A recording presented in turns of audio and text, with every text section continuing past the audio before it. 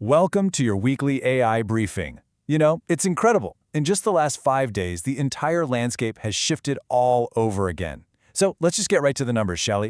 So, a new AI model just came out, and it's already scoring a staggering 94.2% on PhD-level science questions? Yeah, you heard that right.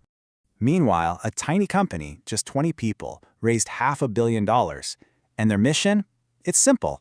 Build an AI that can improve itself. And get this, a viral open-source agent with an insane 247,000 GitHub stars just saw its creator suddenly jump ship to the competition. Wild stuff. Look, these aren't just random headlines, They're all signals of a much, much deeper change. And that's exactly what this briefing is for, to help you connect the dots and get some real clarity on what's going on. So, to make sense of all this, we've broken it down into 5 really clear chapters.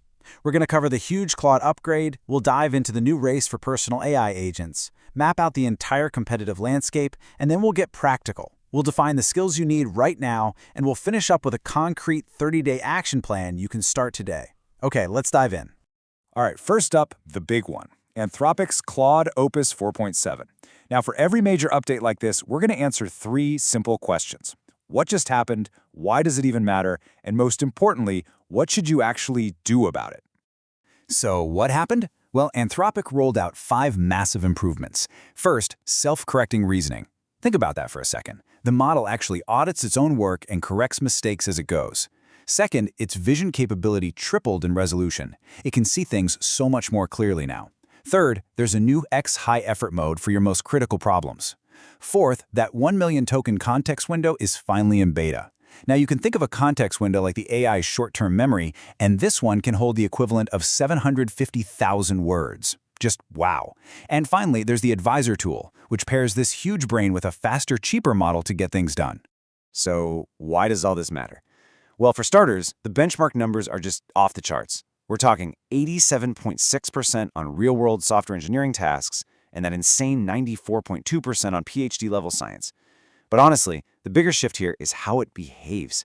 This model is built to handle long, complex tasks, with less of you having to supervise it. It's really the first model that you can just let run for hours and trust it'll come back with a finished product. Okay, so what should you do? 3 simple things.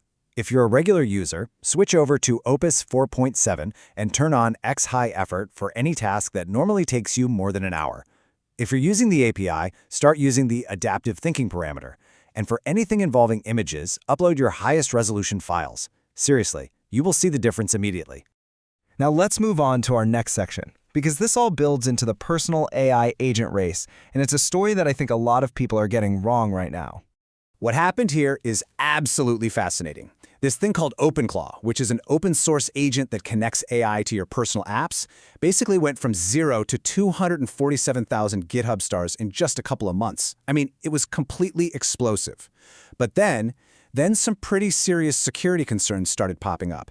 And right after that, its creator announced he was joining OpenAI, moving the project to a foundation.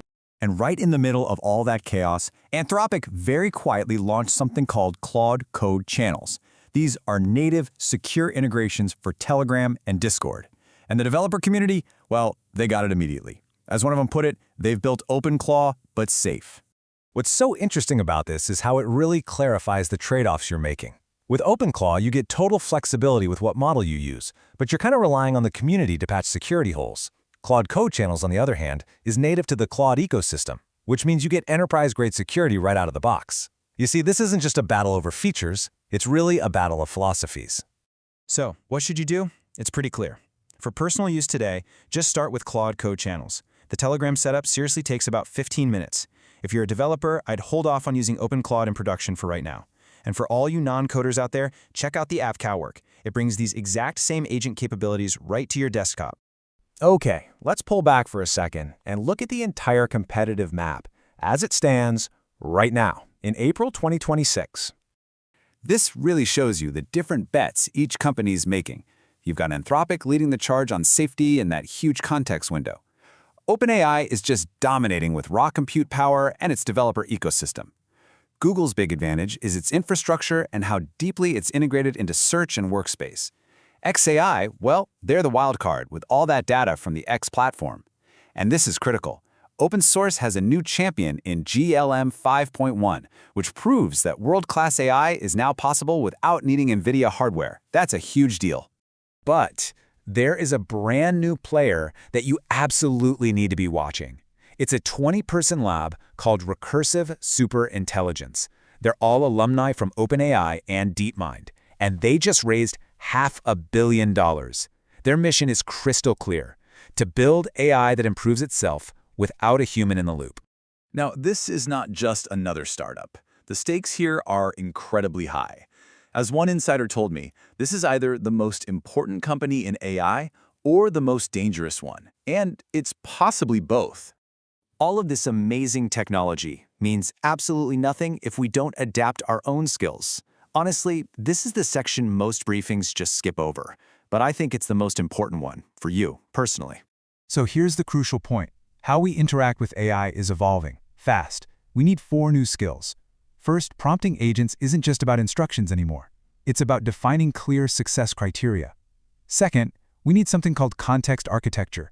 You have to strategically decide what information you give the AI, and just as important, what you leave out. Third, model selection is now vital for managing both cost and quality. And fourth, this is a new one, AI safety literacy. You have to understand these decisions.